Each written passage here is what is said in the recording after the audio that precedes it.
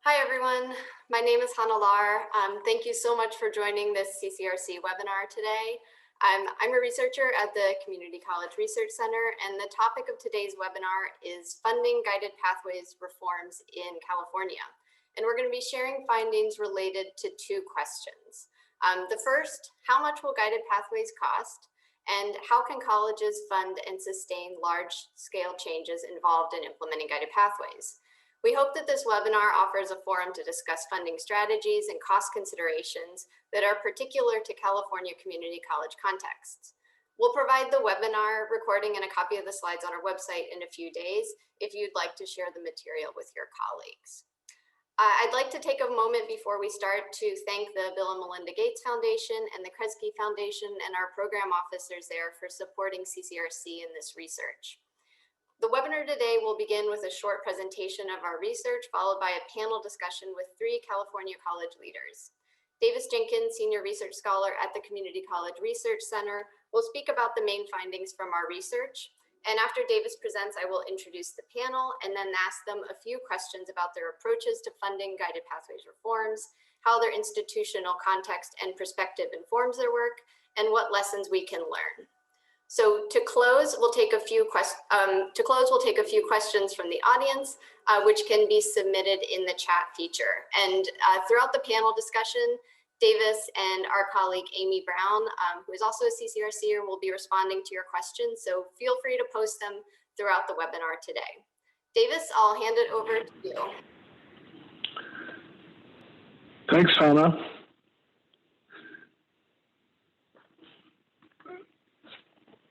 So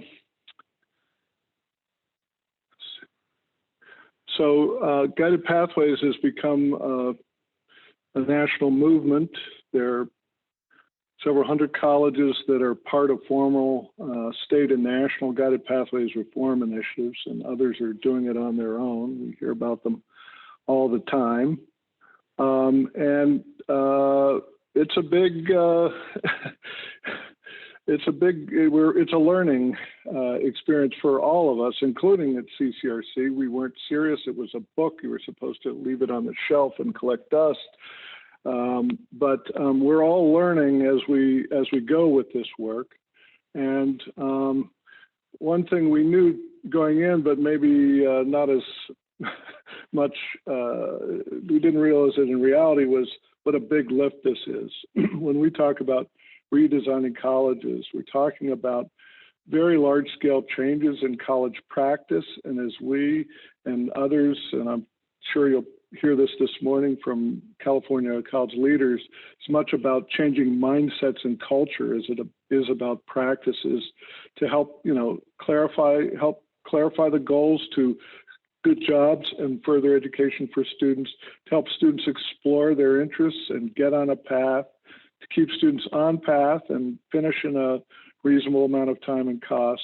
And then most importantly, although this has been the least, I was talking to your fellow SLO folks this weekend at their conference, this has been the least work on in the learning piece, but colleges that were early adopters are really tackling that piece now.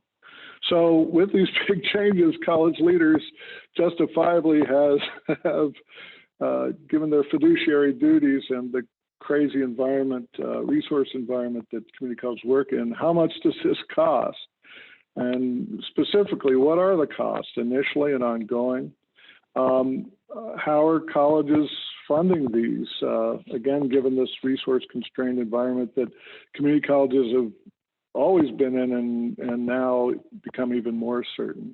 Is this providing value for our students in the college? And then, if we're getting into this as a college leader, how do I estimate the costs and think about a strategy for funding? So we put out two publications based on this research. The first is a technical report by our colleague Clive Belfield, who's done a lot of work with us. He's a professor of economics at Queens College in CUNY. And this was really a first stab based on 12 separately accredited colleges that are further along in implementing pathways about what the costs are. Clive used an approach called the ingredients method, where you actually look at what changes the colleges have made and then price those changes using outside data. You can't use college budgets because college budgets don't break out, well, these are the guided pathways changes, especially since, this is a whole college reform. And Clive looked at the cost of implementation, which we've seen takes around 4 years in general for colleges. This is sort of putting guided pathways practices in place. And then the ongoing costs, which are the annual operating costs on the right. And in terms of the initial implementation costs, they included information systems. And I want to be clear that what we're talking about here is new costs above and beyond the business as usual costs for colleges. So this is the additional resources needed to implement and continue guided pathways. So colleges were investing in new and upgraded websites and ERP systems for educational planning, case management, advising, class scheduling. In many cases, they paid faculty stipends to participate in program mapping and in inquiry groups to build what we've in the book called the meta majors, but more and more colleges, I think, better name them as career and academic communities. There's some initial coordination of this large-scale reform, and there's lots and lots and lots and lots of training and professional development. But the largest startup cost and the largest continuing costs over time is additional advisors. And when we say advisors, we mean advisors broadly construed to include counselors, student success coaches, and other people broadly construed involved in the advising to do not just more advising, but to do case management advising by field, by meta major, by career and academic community. And everyone who's implemented pathways has embedded their advisors in, at least some of their counselors or advisors in the career and academic communities to help with faculty, other students, recruit and engage students in their fields. But in general, we estimate that the initial costs are an additional and he did this, I should have mentioned, says for the average community college, which is, there is no average community college, they're all great. But this is based on a national norm of about 4,000 FTE and $60 million annual operating budgets. The estimated initial cost of additional cost $450 a year per FTE for the initial, and $350 per year for ongoing costs. And this is amounted to, it seems like a lot of money here, I know, but again, we're talking about $60 million operating budget. This amounts to about 3% over and above the business as usual operating budgets. And he did find economies of scale where larger colleges, because of the efficiencies they're able to generate, are able to do this at a somewhat lower cost, which is significant because, all community colleges are hurting financially these days, but we're especially worried about the smaller rural ones. So the second piece was more practitioner-oriented, in which we looked at case studies of 6 colleges across the country, very different institutions. Bakersfield was our California example of colleges that are further along. We looked at multi-college districts. We looked at urban institutions. We looked at rural small institutions like Cleveland State, big districts like Alamo and Pierce. 4 of these institutions are unionized because we're often asked, can you do this in a union environment? We're saying, hell yes, the union can help you if you bring them along from the start. If not, you're in trouble.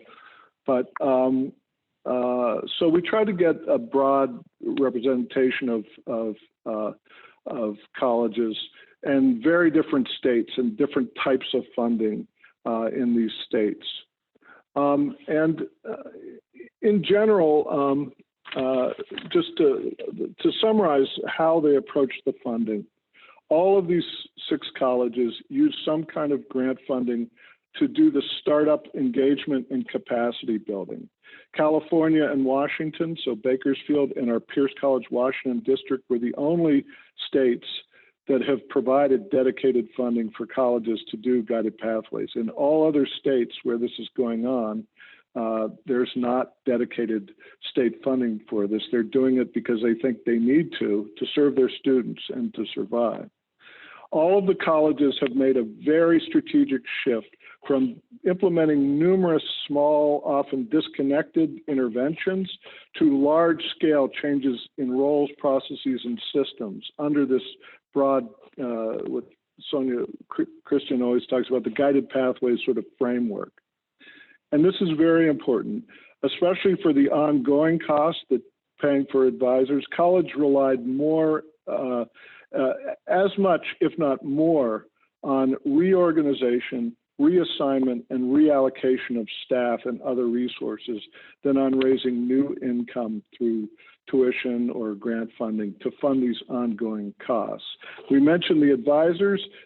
Most colleges did bring on some new advisors, but they also reorganized all advising. And again, I'm using advising very broadly to include counselors, student success coaches, intake people, others, and the role of faculty, whether or not they're formally advising, in helping advise, recruit, and advise and retain students in their programs.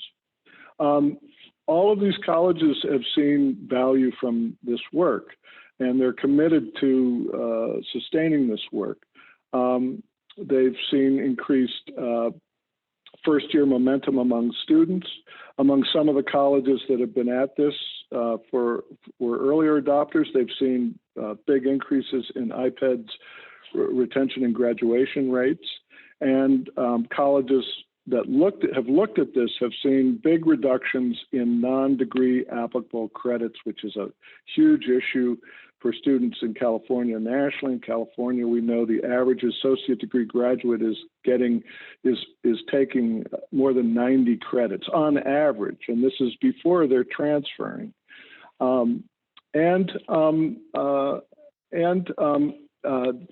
The 4 colleges, including Bakersfield, that are in states that have performance funding. We understand California is new, but the 4 other states, Washington, Tennessee, and Ohio, did very well under the performance funding scheme. So all of these colleges have not only reorganized programs, they've made changes to how they are organized and how they think even about funding programs and student success in a much more systematic way. And I think you'll hear that more about this in the panel. But in general, this is not just about changing the community college education model. It's about changing the business model from one in which colleges attracted students by offering low-cost courses to one in which they're attracting and retaining students and thereby generating revenue through tuition and state subsidy by offering affordable, high-value programs that are of high value because they prepare you to get a good job or transfer with junior standing in a major, not transfer with 90 credits and no major, and provide the strong student supports at all levels that are needed, especially for community college students who've not been well served by the education system before they come to us. So that's the big picture. Now I'm going to turn it over to Hannah, and people actually know and have done this, doing this work, and therefore know what they're talking about.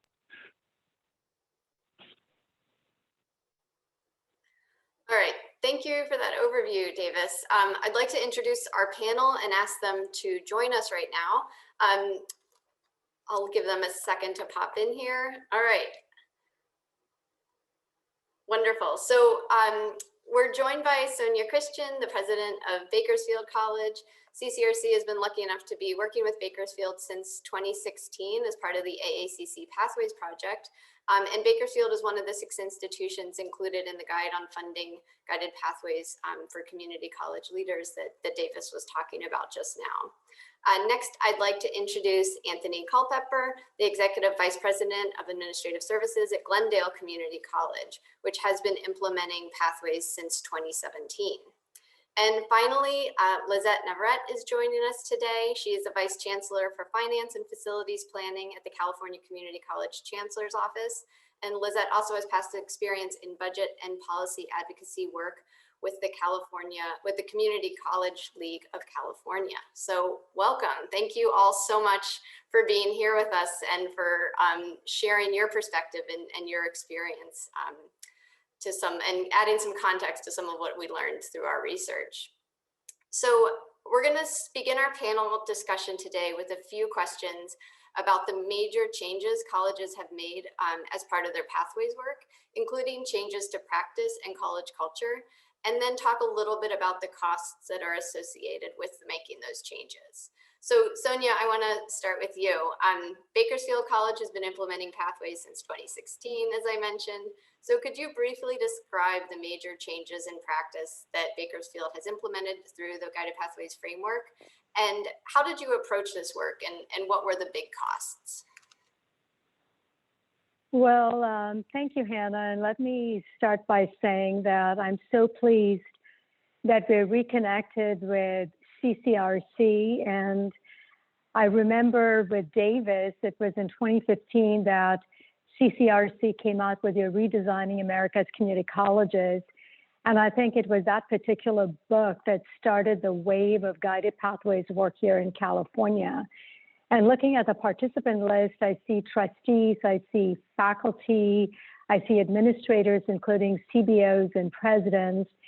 And the new piece of work that you've put out, Hannah, from CCRC that really gets to the business model behind this incredible student success with equity strategy. And I wanted to emphasize the word equity because in its core, the whole guided pathways work in California, as well as at Bakersfield College, really looked at success for all students, particularly our first generation students and students who were before disproportionately impacted in a negative way. So a few major changes. I mean, there's so many. In fact, it's a whole college redesign. So there are a million little things that have happened for the culture shift to happen for the college to really mature in its guided pathways journey. But let's start with pillar number 1, for example, clarifying the path. In the past, we had the mindset that we were helping students by maximizing freedom of choice. But we quickly realized that we were doing it at the expense of student success. And the students who were disproportionately impacted were our first generation students and our students of color. So we brought together faculty, not faculty within their disciplines, but faculty across the disciplines. So you now had our math faculty talking with our history faculty about a history major or a business major and what is the math required. So the clarifying the path, pillar number 1, was a major shift at our campus to really having this interdisciplinary faculty conversation with counseling faculty at the table, educational advisors at the table to clarify these clear pathways with the sequencing of classes. And that was a huge culture shift that we followed up with investing in a piece of technology called the Program Pathways Mapper. And that has scaled up to over 30 community colleges here in California, to 7 CSUs, because when you think of guided pathways, that mindset and the framework goes beyond community colleges to high schools and to the CSUs as well. In terms of entering the path, which is a huge part of the guided pathways concept, at BC, we really went into our high schools with the early college program, both with dual enrollment and with concurrent enrollment. And I'm reminded that Dorinder Carter Andrews from Michigan State you know, she really talks about the social location really shaping the thinking of students. And when you think about students who are in our rural communities who haven't seen college in their lives, in their social location, it is really taking college to them and redesigning their social location by bringing these pathways to them with a pathways program mapper. So that was another huge change to get high school students in the 9th grade to start thinking about college in their future with a huge equity focus. And I'll wrap up by saying that pillar number 3 is staying on the path. And at BC, we created what we called completion coaching communities. And so these are communities along, David talked about the meta major pathways. So we have your ed advisor. We created data coaches who are like pseudo researchers that kind of connect your researcher types with your folks who are on the ground, our disciplined faculty. And we did what we called at BC a high touch and high tech approach so that faculty were directly in contact with our students, getting the data from Starfish. So that was, again, a huge investment in terms of educational advisors and as well as some initial technology infrastructure. And in conclusion, I would say when the pandemic hit and we had to go online, it was the completion coaching structure that we had at Bakersfield College through guided pathways that had the framework for us to stay connected with our students as we pivoted to an online environment. Great, thank you, Sonya. Anthony, I want to follow up with you now. So can you talk a little bit of how you approached leading pathways implementation, including cultural changes at Glendale, and what were some of the associated costs? Thank you very much for inviting me to the panel. This is a great conversation. It's always been part of my life, even from my early ages of getting into academia. And I just always want to say it's good to see my former president, Sonya Christian, because my whole conversation with Guided Pathways at Bakersfield and the work we did there together was the foundation of what I brought to Glendale Community College. And so we took that model, I took the information from that model and shared it with the Vice President of Instruction and added some other things from my professorial background. And we began to build on a lot of things that Bakersfield had already started. So we didn't try to reinvent the wheel. We just tried to use the wheel that was out there and begin to adapt it to our environment. So some of the things that we did early on was we started a steering committee in order to begin to look at the various structures within our instructional methodology and determine where our core competencies were, because every institution is different. And so you have to see where your strengths and weaknesses are, and that will pretty much determine how you begin to target your resources. It certainly shouldn't be, well, we didn't take a shotgun approach. We were very methodical in how we would approach using the resources that we receive from the Chancellor's office, knowing that at some point in time, if these monies in fact ended, once you built that infrastructure, you would have to continue to fund it beyond that point. And so right now we're still in that process of looking at how we can retarget some of the categorical monies that we're receiving.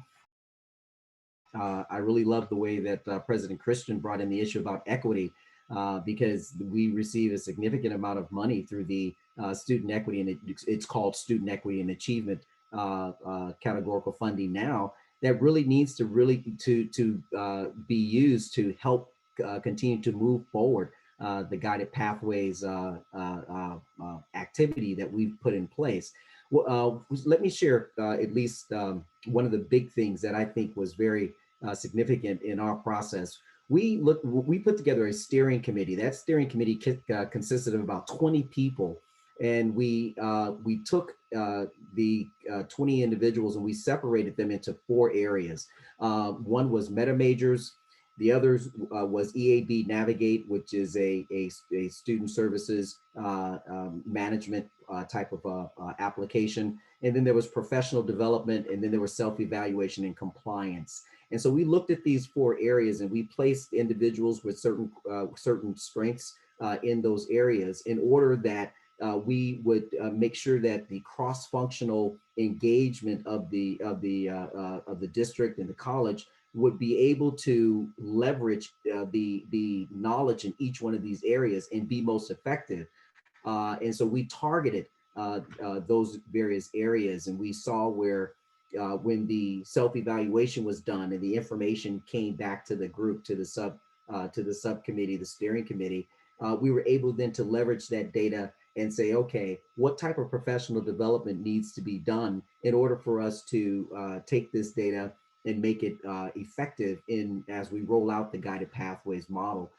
Technology is a significant cost expenditure when you're building this foundation.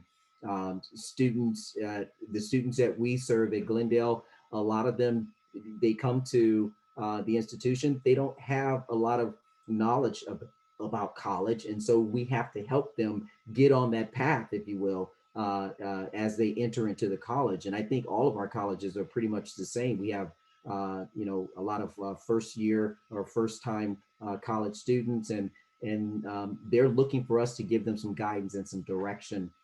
So technology was a significant investment. And then obviously the curriculum design with the meta majors, we made sure that we considered the various shared governance or participatory governance processes for the 10+1. Since I'm the CDO, there are certain areas that I'm simply a source of information. I'm not there to do the work.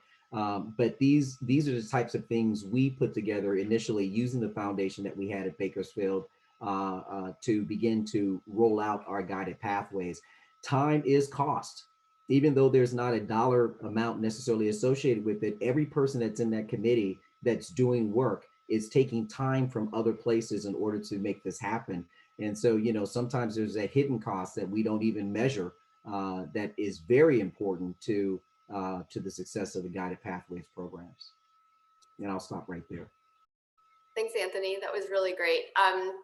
Lizette, so you have a pretty broad view from the Chancellor's office. So can you speak a little bit about what you're seeing as some of the major costs across the California community college system to implement pathways, and to what extent have things like institution size, district considerations, geographic locations, or other factors affected the major costs for pathways reforms across different institutions?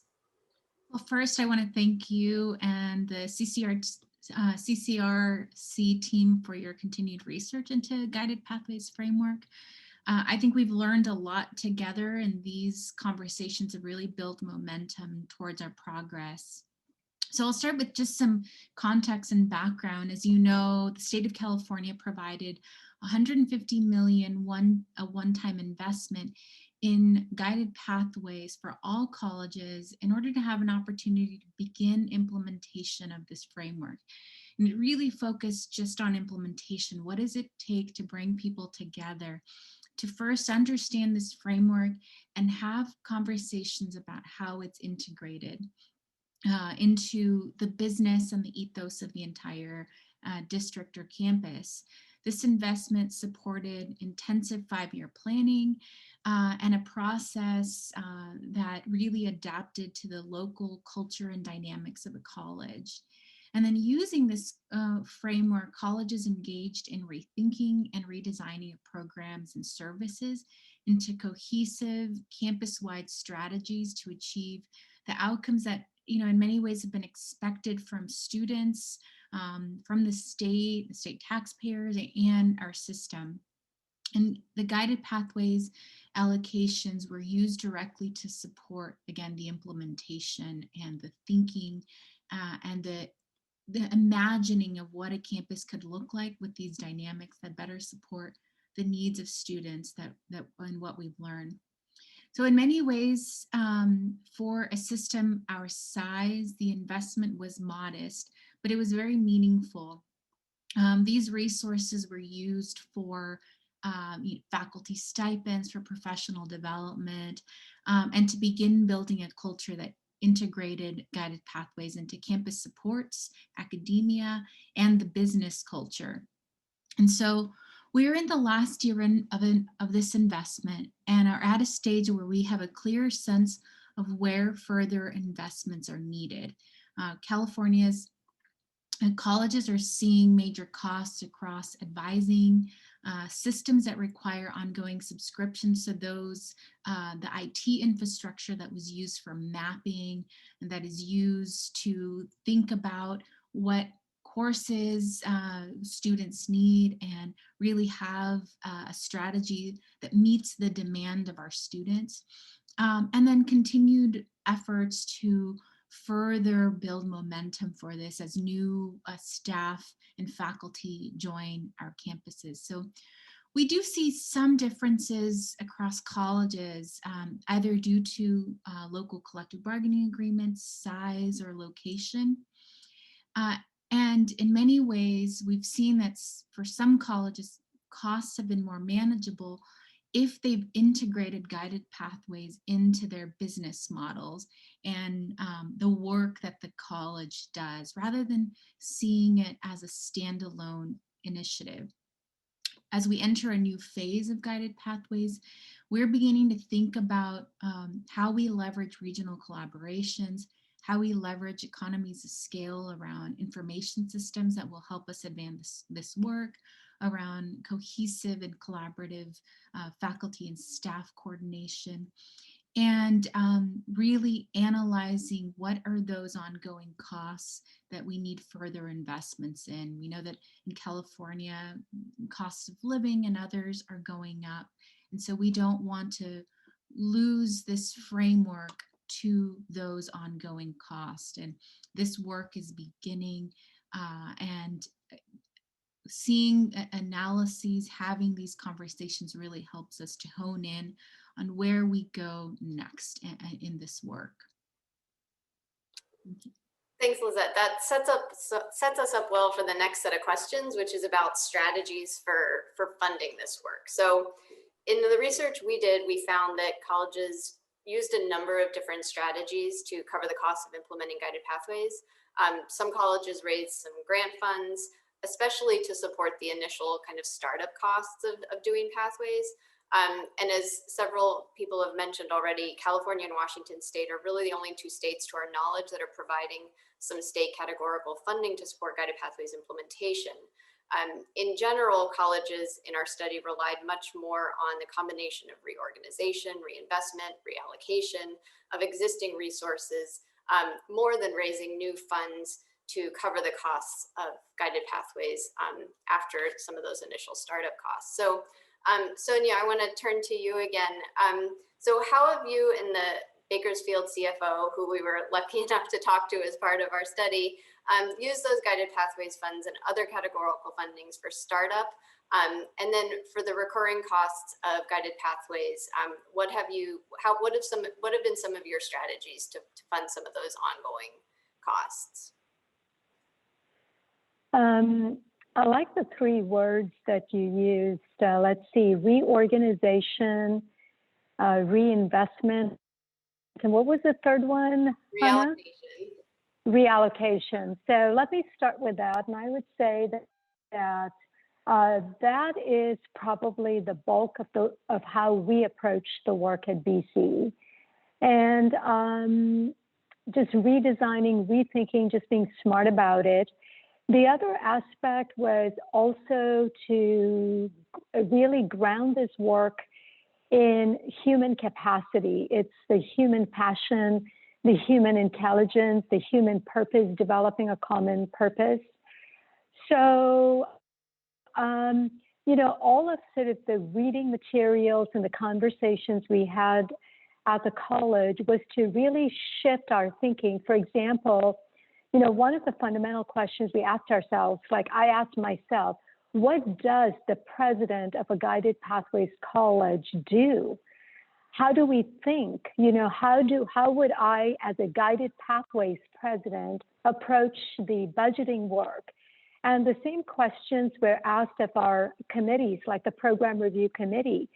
What does a program review committee approach the work of program review in a Guided Pathways College. So then right away, the data that the committee looked at was different because they didn't look at just course success rates, but we're looking at program success rates. The deans were thinking about, okay, what does a dean in a Guided Pathways College look like? What does a faculty member in a Guided Pathways College look like? So a lot of it was sort of that mind, shifting of the mindset. And I loved what Lizette said in terms of integrating it into the way we do our work. So it wasn't really an add-on. Your second question was related to, the CFO and the Chief Business Officer. And before we got on this webinar, Anthony Culpepper shared a story with us that in 2017, he was presenting to ACBO, and he was talking about the business model of Guided Pathways. And I think the language he used was sort of disruption and, making this work. And so for all of you CFOs who are participating, you are a key part of the student success and equity strategy of Guided Pathways.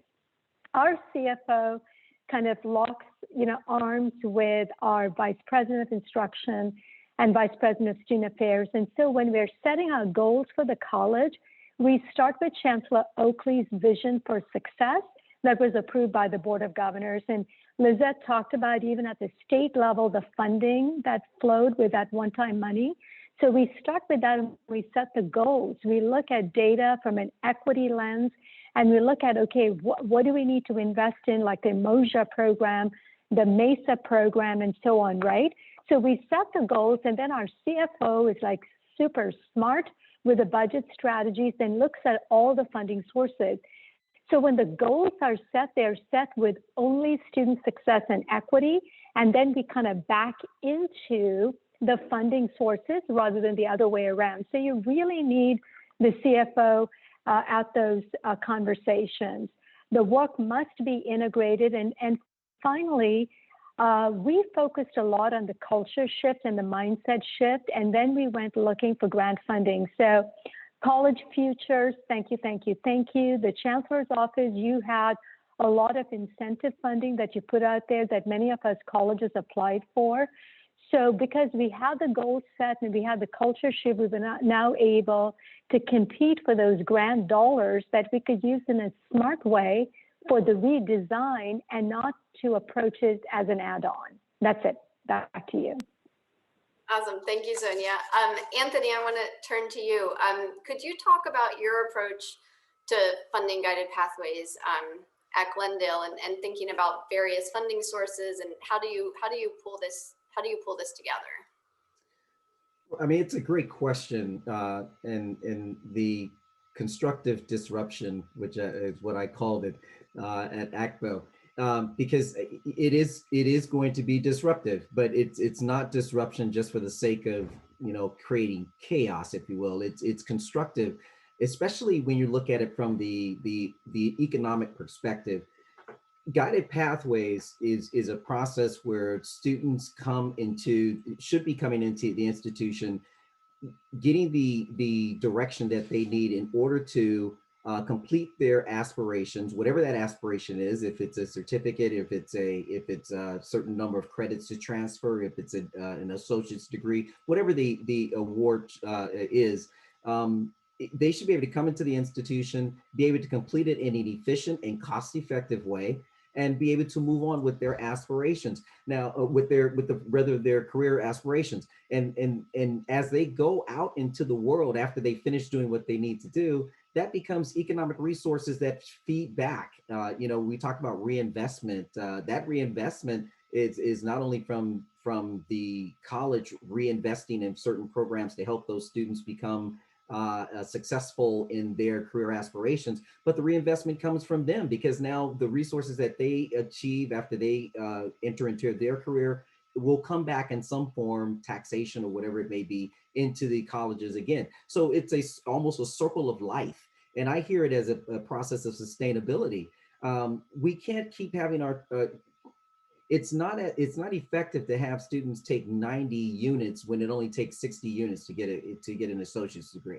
It's not cost effective. It's not a good use of their time. It's important for us to help bring down that number to something that's effective and efficient for them. At Glendale, part of the conversations that I have, since I'm the chair of the budget committee, I interject all of the, as much as I can, all of the instructional side of the house information into that budget conversation. And guided pathways is one of them. I talk about how the vice president of instruction is engaged in implementing the guided pathways and how the success of that program could increase the performance, if you will, of the college, which right now, based on the new student-centered funding formula, is a key component of the apportionment. And so we're looking at now the student-centered success formula that has the awards component, which is 10%, the supplemental grants and financial aid that students may need, that's the 20%, and then the 70% of the full-time equivalent students. In each one of those areas of performance, guided pathways will help move students through the program, which means that you have an opportunity to, in fact, grow the college. Students who see that they're not being held back, they're not taking a long time to get through, that word gets around. Students want to come to that institution and achieve what they want to achieve. It helps with that, the growth of the college. And you're going to get those students who have that financial aid need coming to the college as well, and getting them in and supporting them and servicing them on an equitable, so that they can have equitable access to college as well.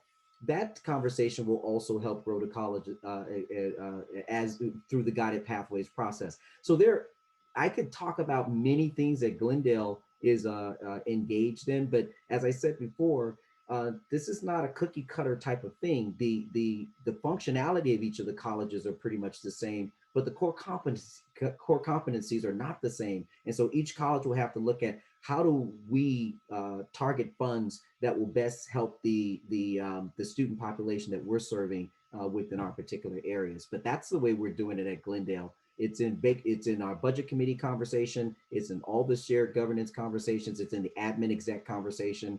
And so we keep that conversation going, because we know that after the monies we received initially go away, there must be an infrastructure in place that's going to be sustainable, so that we can keep these efforts going. Thanks, Anthony. I really appreciated all those details you were able to provide about that.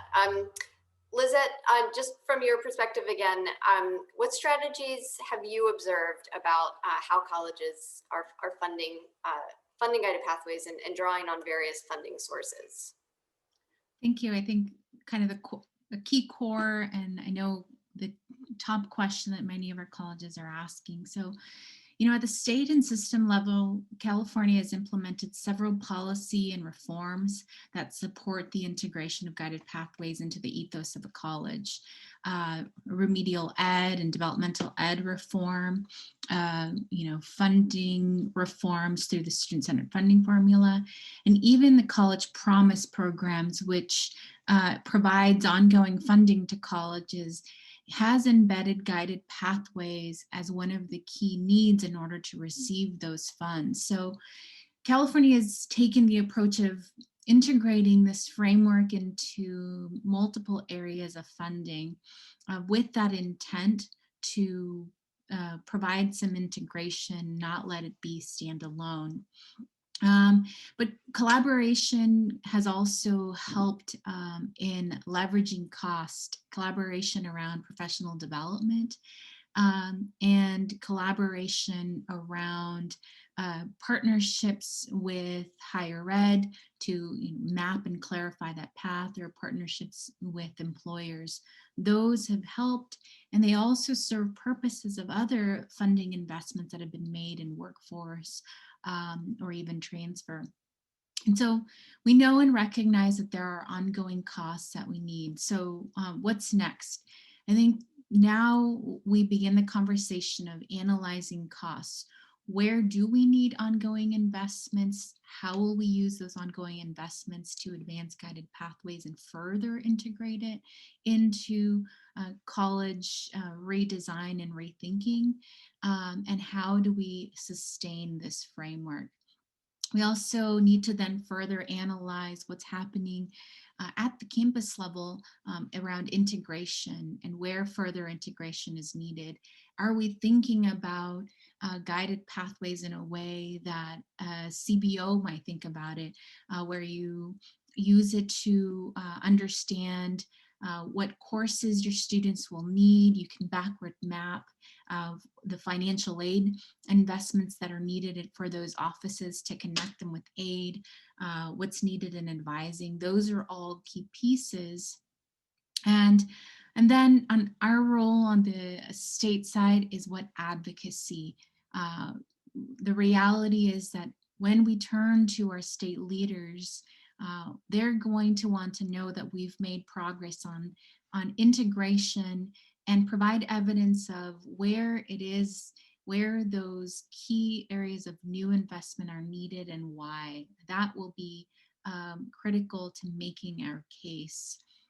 I love the point that President Christensen made around this is really work around human capacity. And the more we integrate this as part of our thinking of how colleges are redesigned, I think the more progress we'll make.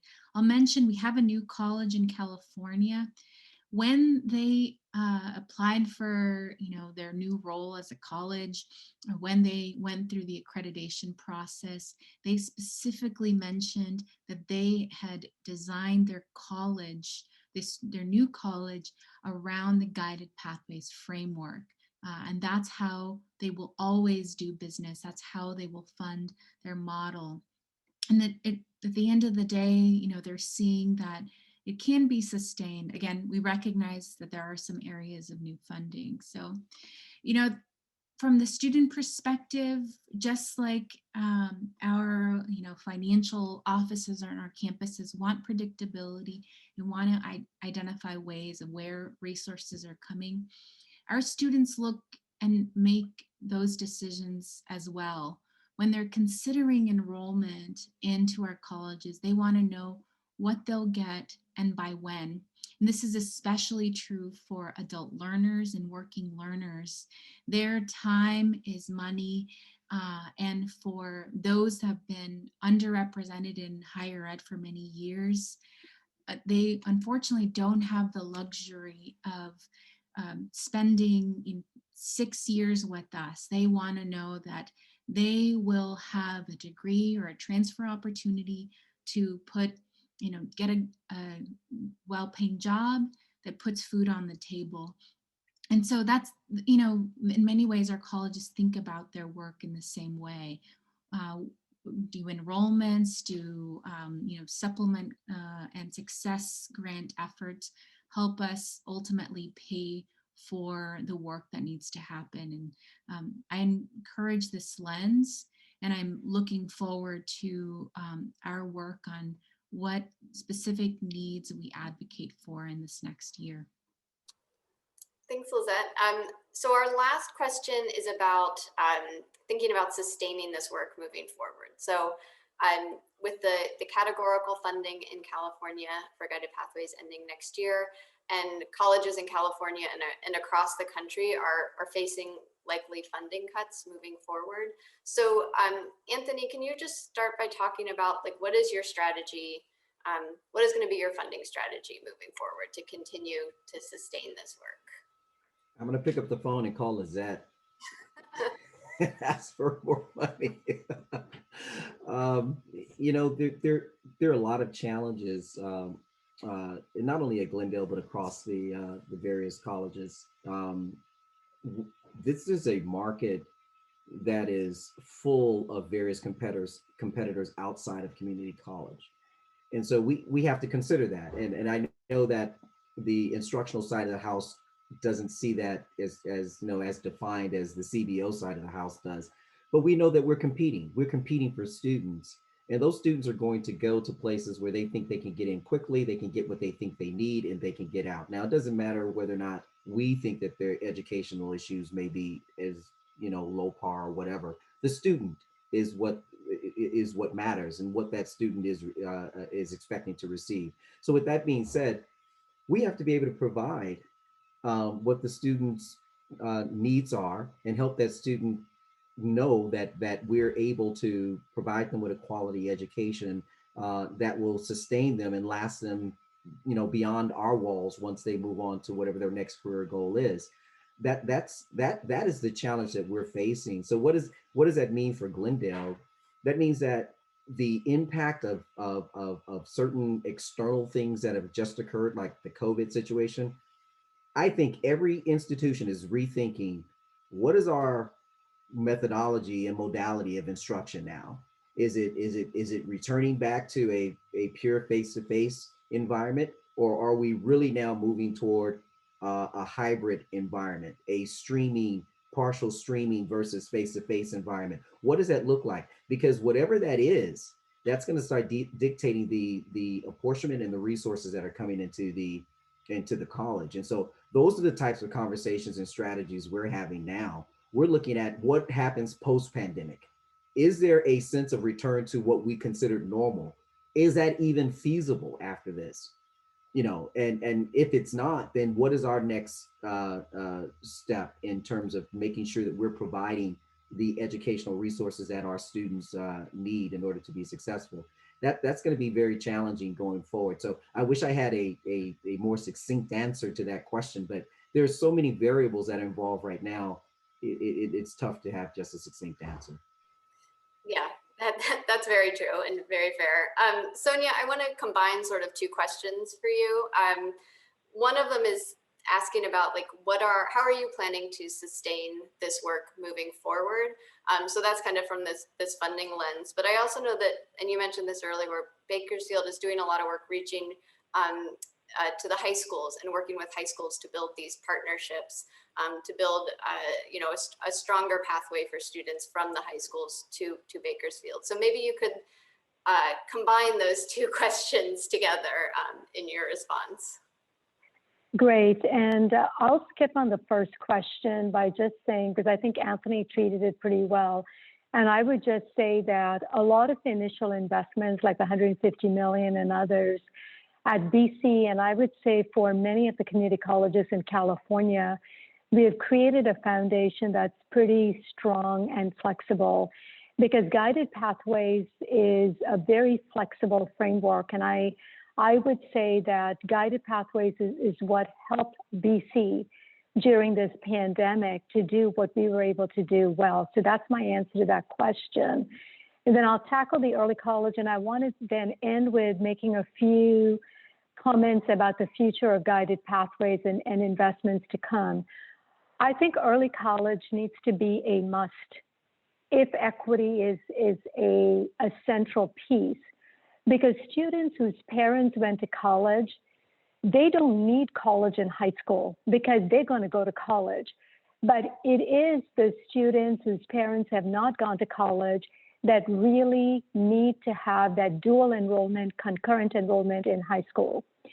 The early college, when you look at our data, you will see that our degree completion, our transfer rates significantly spiked because of our early college agenda. When you look at our Latina populations, we are a Hispanic serving institution, you'll again see where the achievement gap started closing dramatically. It's with this early college initiative. So I can't talk enough about that. I will end by saying that, pillar number 4, Davis mentioned at the start that maybe we've got to get deeper into pillar number 4, which is ensuring learning. And I'm so pleased with the State Chancellor's office, because Marty Alvarado has started the conversations about competency-based education, micro-learning, and badging. Because when you think of Guided Pathways, you need all these on-ramps built into the Guided Pathways framework. So we've got to think about doubling down on the work of Guided Pathways and really expanding this particular work. And our legislators in Sacramento must continue to scale up investments across community colleges to drive the economic recovery in California. And the way we're going to do it is through an expansion and doubling down on Guided Pathways. investing with equity so that all of California, now I'm talking about inner city LA, to the fields of Delano and McFarland and to the Siskiyous up north, the entire state contributes to, and the entire state benefits from the new economies that are going to come, as Anthony said, post-pandemic, the new jobs that will keep California strong. And then with the George Floyd event that happened and the social unrest across the country, you know, the competencies that should be embedded through pillar number 4 in guided pathways is about our citizenship. And we need to have the entire California engaged with values, the values of democracy, decency, and humanities at the core. So I would say let's deepen, double down on guided pathways with future investments. Thank you. Thank you, Sonya. And Lizette, just to end with you gave some advice earlier on like how can we communicating how the progress the colleges have made, and I was wondering if you had any other advice for colleges on how to talk about their reform goals, what they're working on with state policymakers, or how can colleges best invest limited state resources to sustain and improve these pathways reforms? Yeah, I'll mention 2 things. And the first is we need to tell our story, and we need to tell the guided pathways story on our campuses. You know, we have both new legislators and some that were there when this initial investment was made. Sharing what happened, what transformation occurred, and being honest about areas where additional investments are needed. That is how we can work with the legislature to be our partner in this work and make a case for additional investments. Being clear about where those targeted investments might be needed is also going to be key. I can't emphasize enough how important it is for us to share our role in California's equitable recovery. And as the system that serves 70% of California's higher ed students, we are the system that needs to be looked at as a strategy for economic and health recovery. And so those are all pieces of our work, but I think we need to go into that work also sharing what has happened and where we will continue to partner on improvements. The second piece I'll mention just briefly is that the Student-Centered Funding Formula provides areas where colleges can be rewarded for giving students a financial aid plan, connecting them to financial aid, helping them get to transfer or CTE efforts and workforce. So those are all areas that we can look at closely, and in many ways they're helping address and cover for losses that we may be seeing in enrollment. So all of those pieces combined, I think, set us up well. We'll partner in advocacy together and make the case together. Awesome. Well, I think that's a great note to end on today. I want to thank all 3 of you so much for joining us, and thank Davis for his presentation. We will share this video and we'll share the slides with everyone who is in attendance today. And if you have any questions, please feel free to follow up with us at CCRC, and we will get back to you as soon as we can. So thank you, everyone.